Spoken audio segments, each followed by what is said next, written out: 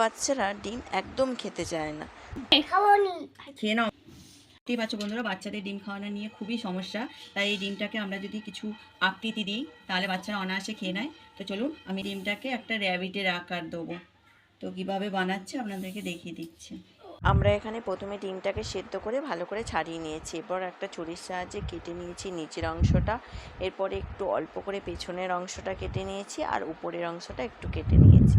সেই নিচের অংশটা কাটা থেকে আমরা ভি আকৃতিভাবে কেটে নিয়েছি। দেখুন সামনের অংশটা আমরা সামনে লাগিয়ে দিয়েছি, এখানে আমাদের খরগোশের কান হয়ে গেছে।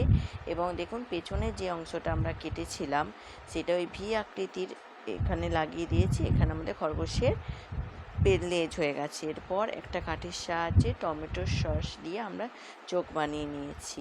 এখানে আমাদের র্যাবিট তৈরি। দেখুন কতটা হ্যাঁ খেয়ে নাও, খাও পারেন।